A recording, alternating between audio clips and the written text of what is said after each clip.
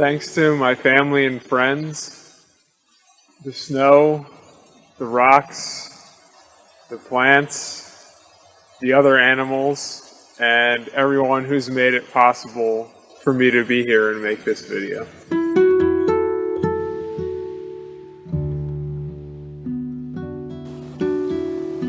I grew up without much culture around food. It just wasn't a very big to-do in my family.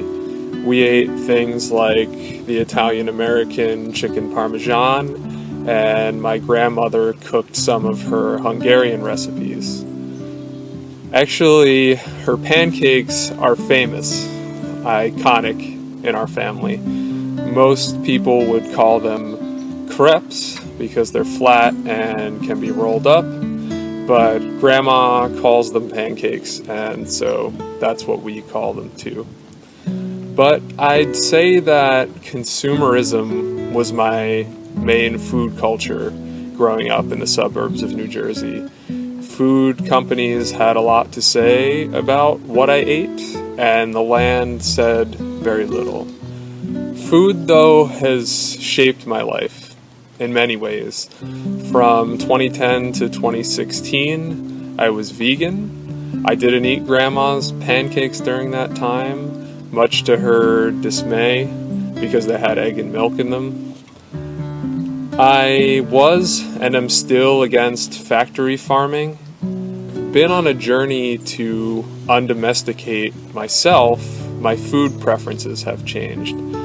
Importantly, I've acknowledged that other beings must die so that I can live, and that goes the same for anything that's alive. My ultimate goal is to live in a community that meets most of its needs from its local ecosystem. I hope to step out of modern consumer culture, and I hope to establish or perhaps adopt an earth-based culture. And I definitely don't claim to be inventing anything new, because humans have lived in earth-based cultures for about 200,000 years, as far as we know. But tragically, in the most recent small sliver of human history, this way of living has been lost for all but the smallest fraction of the human population. And so I hunt and gather from the landscape. I'm an opportunist, and I eat what I find in the woods, in the fields, in gardens, in dumpsters, on the roadsides. I eat well and get lots of nutrition, and on top of that, I learn every day, strengthening my connection to the ecosystem that I inhabit. And I'm super proud to be part of this community. It's the start of a culture for me, just the beginnings of it. And it's a culture that makes sense, doesn't destroy ecosystems, and is place-based. I often discuss what I'm doing with my grandmother, and she then often recalls the things that she used to gather on the farm in Hungary. And so it turns out that gathering is not so distant in my ancestral past.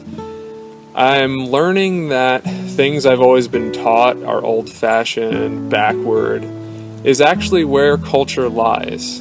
And it's my way forward, and the way forward for many people who are waking up to the fact that their means of survival have been exported to people that don't care about them, to systems that are destructive. And so I hope that you too can start to develop food autonomy and develop a culture around your food.